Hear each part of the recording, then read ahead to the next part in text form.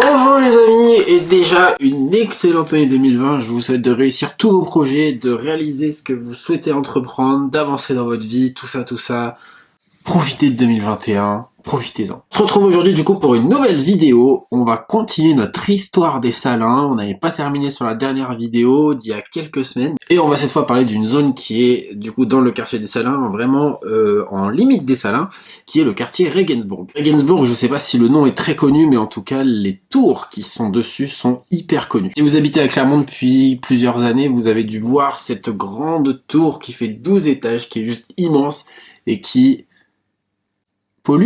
qui occupe l'espace visible de Clermont-Ferrand, cette tour, voilà. C'est la tour de Regensburg. Et Regensburg, c'est pas que ça, du coup, c'est tout le secteur qu'il y a autour, et il y a des choses à dire, ça je peux vous le dire. Pour raconter l'histoire de Regensburg, j'ai rencontré quelqu'un, enfin je l'ai pas rencontré, j'ai plus vu la vidéo de quelqu'un, il s'appelle François Genet, il est né en 1939, et il a toujours habité dans ce quartier. Donc s'il est né en 1939, ça veut dire qu'il a quand même vu pas mal de choses, et il a vu notamment le quartier évoluer. Il explique que du coup, au début, quand il était jeune, le quartier Regensburg, c'était surtout des jardins. Il y avait 25-30 habitants. Et à titre de comparaison, aujourd'hui, il y en a quasiment 2-3 000. Donc toute cette partie-là, en fait, où aujourd'hui c'est le boulevard Aristide Briand, c'est du coup le début des Salins et le début du centre-ville, toute cette partie-là, en fait, était complètement composée de jardins et de quelques habitations pour le peu d'habitants qu'il y avait dans le quartier. Et ce qui s'est passé du coup, c'est que dans les années 30-40, il y a eu du coup une explosion des constructions d'immeubles dans ce quartier-là et dans le quartier des Salins plus globalement. À tel point du coup qu'il y a des investisseurs clermontois qui ont appelé un architecte qui aujourd'hui est très connu à Clermont dans le milieu de l'architecture. Si vous le connaissez pas, c'est pas grave si vous n'êtes pas de ce milieu-là, qui s'appelle Valentin Vigneron. Donc les investisseurs, ils ont appelé Valentin Vigneron, ils lui ont dit: écoute Valentin, on a besoin que tu nous construises des immeubles à bas coût,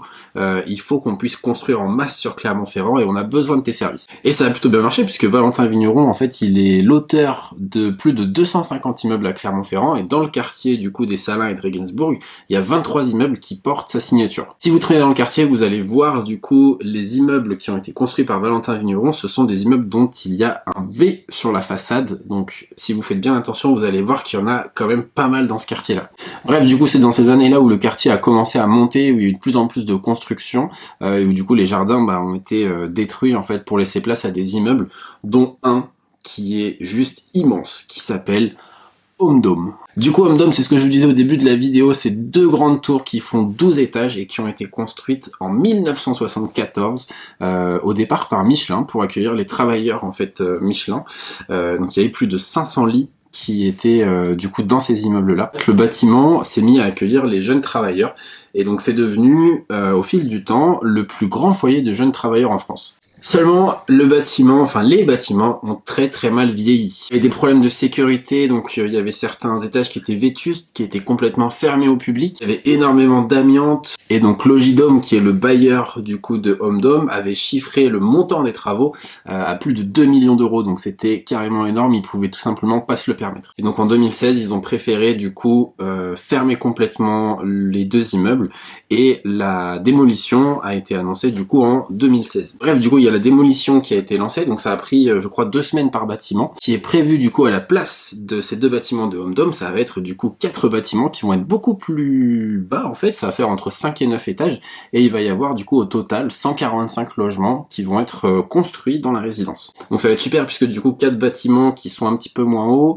on va avoir des espaces végétalisés, on va avoir des aires de jeu, des aires publiques, donc ça va permettre encore une fois de désengorger ce quartier-là et d'en faire quelque chose de plus vivant. La livraison du coup de ce nouveau quartier de Regensburg est prévue pour la fin 2021 s'il n'y a pas de problème entre temps, mais la commercialisation des appartements dans ce quartier-là ont été un vrai succès, c'est parti très vite.